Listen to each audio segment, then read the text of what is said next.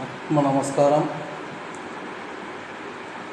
தவம் செய்யும்போது பிரம்ம முகூர்த்தத்தில் செய்யணும் அப்படின்னு சொல்லி எல்லாரும் சொல்கிறாங்க. அது என்ன பிரம்ம முகூர்த்தம் அப்படின்னு கேட்டால் அதிகால பொழுது அப்படின்னு சொல்கிறாங்க.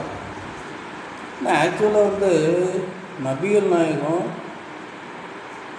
5 முறை தொழுக சொல்கிறார்.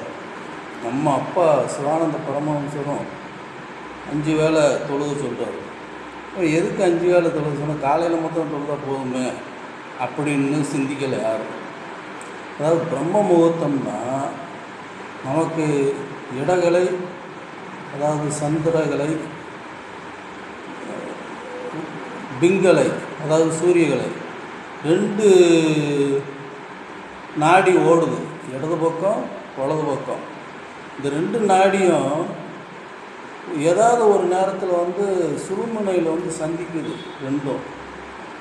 அந்த சந்திக்கிற வேலை தான் பிரம்ம முகூர்த்தம். அதை எடுத்துட்டு நம்ம பூமியில் இருக்கிறத கம்பேர் பண்ணுறது தப்புன்னு தான் நான் நினைக்கிறேன். நீங்கள் அந்த 2 சந்திக்கிற வேலையில் நீங்கள் கவனம் செய்தீங்கன்னா சீக்கிரம் அந்த சுழுமுனை திறக்கும். அதனால தான் 5 வேலையும் தொழுக சொல்கிறாங்க. அது ஏதாவது ஒரு வேலையில் சந்திக்கும்.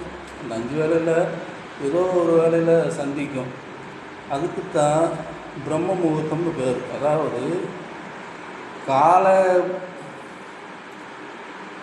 இரவு முடிந்து பகல் துவங்கும் வேலை. இன்னொரு பிரம்ம முகூர்த்தம் பகல் முடிந்து இரவு துவங்கும் வேலை. அப்போ 2 பிரம்ம முகூர்த்தம் இருக்குல்ல, ஏன் காலையில் மாத்திரம் சொல்கிறீங்க? அது தப்பு.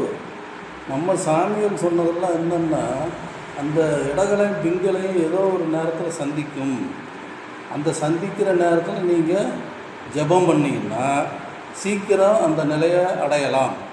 அதை இது பண்ணி தான் அவங்க சொன்னாங்க. இவங்க என்னமோ காலையில் எழுந்திரிச்சு மூஞ்சி கீஞ்சி கழுவாமல் உட்காந்துக்கிட்டு 3:30 எழுந்திரிச்சு தவம் செய்ய ஆரம்பிக்கிறாங்க. அது தேவையில்லை. 5 வேளை தவம் எதுக்கு செய்ய சொல்கிறாங்க? அதை கொஞ்சம் உணர்ந்து பார்த்தீங்கன்னா நல்லது. ஆத்ம நமஸ்காரம்.